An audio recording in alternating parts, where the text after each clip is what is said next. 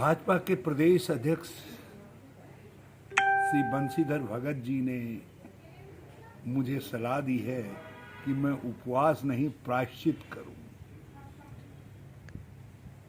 भगत जी को मैंने अपना गुरु मान लिया है, बल्कि भगत जी और हरवंश कपूर दो ऐसे लोग हैं, जब ये 2022 में जनता की सेवा से सेवानिवृत्त हो जाएंगे, जैसा इनकी पार्टी का मुझे प्लान दिखाई देता है, और हमारी सरकार के जो मुख्यमंत्री होंगे उनको मैं सलाह दूंगा कि एक ऐसा इंस्टीट्यूट खोलिए जो नवागंतुक विधायकों को वो टेक्निक बता सके कि बिना काम किए कैसे चुनाव जीता जाता है, क्योंकि ये दोनों लोग चुनाव जीतने की कला में महारथी हैं। तो इनसे ये आर्ट सीखने का है।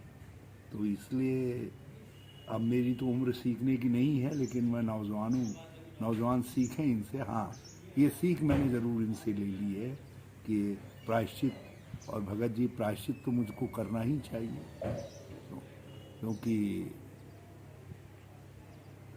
आपकी ये निठल्ली जो सरकार आई है, तो कहीं कहीं मेरी में ऐसी कमियां रह गई होंगी जिससे इतनी निठल्ली सरकार आई। तो आपने अच्छा याद दिलाया, उसका प्रायश्चित मुझे करना चाहिए। और यूँ भी आप हमारे वैसे भी गुरु हैं, और मगर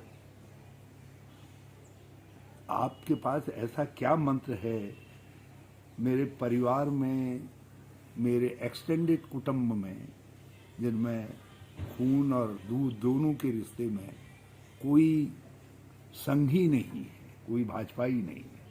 आपने मेरे एक भांजे को घनघोर भाजपाई बना दिया, संघी बना दिया।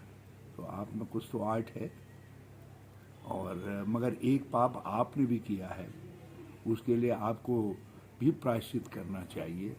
आपने एक होनहार नेता को बुढ़े बुढ़िया ने मिल करके 2007 में चुनाव के मैदान में चित्त कर दिया, जबकि वो नौजवान हमारी भविष्य की संभावना थी। हम उनमें आगे आने वाले समय का नारायण दत्त देखते थे। तो बिना विकास किए जो आर्ट आप में है, ये आर्ट आप अपने साथ ही ले करके जाएं, ये ठीक नहीं है। तो इसके लिए हमारी सरकार आने के पर हम एक इंस्टीट्यूट में आपको ज़रूर उसका प्रिंसिपल और एडिशनल प्रिंसिपल बना देंगे। आज कांग्रेस के राष्ट्रीय महासचिव और बहुत ही वरिष्ठ नेता, हमारे बुजुर्ग सम्मानित हरीश रावत जी ने मुझे प्रिंसिपल बनाने के लिए ऑफर किया है। मुझे खुशी है कि उन्होंने अपने कांग्रेस दल में ऐसा कोई नहीं देखा जिसको प्रिंसिपल बनाया जा सके। मुझे ऑफर किया है, मैं उनकी इस भावना की कदर करता हूं। लेकिन दूसरी तरफ मैं कहना चाहता हूं, जीतने के लिए कोई गुरु मंत्र नहीं चाहिए, जीतने के लिए चाहिए विकास। आपने कहा बिना विकास किए। मेरी पहले नैनीताल विधानसभा थी, 3 बार मैं वहां से जीता, और अब बीच में हल्द्वानी विधानसभा आई, मैं वहां से भी जीता, जो आपकी लौह पुरुष कहलाती हैं, जिनको अजय कहा जाता था, मैं वहां भी जीता। और उसके बाद मैं कालाढूंगी में भी जीता।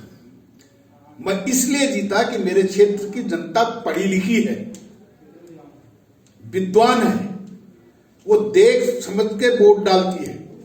कोई गुमराह करे, अंधेरे में रखकर वोट ले, तुष्टीकरण की राजनीति करे, इसके लिए वोट नहीं देती, काम पर वोट देती है। समझदार जनता है, विद्वान जनता है, इसलिए मुझे वोट करती है, मैं इसलिए जीतता हूं। आप भी अपनी जनता के बीच जाइए, काम करिए, तुष्टीकरण छोड़िए, तो निश्चित रूप से आपकी भी विजय होगी। मैं आपसे कहना चाहता हूं कि तुष्टीकरण की राजनीति बंद करें और स्पष्ट बोलना सीखें, साफ बोलना सीखें, सच्चा बोलना सीखें। आपने मुझे प्रिंसिपल बनने के लिए कहा, मैं बहुत ही हर्षित हुआ कि आपने मुझे इस योग्य समझा कि मैं आपके कांग्रेस के नेताओं को पढ़ा सकूं, उनको कुछ सिखा सकूं। इसके लिए मैं आपका आभार प्रकट करता हूं, आपको धन्यवाद देता हूं। लेकिन दोहराना चाहता हूं, किसी गफलत में चुनाव नहीं जीता जा सकता। चुनाव के लिए परिश्रम करना पड़ता है, मेहनत करनी पड़ती है, विकास करना पड़ता है, लोगों के दिलों को जीतना पड़ता है, लोगों के दुख सुख में हाजिर रहना पड़ता है, तब जाके चुनाव जीता जाता है। आपका फिर पुनः बहुत बहुत धन्यवाद।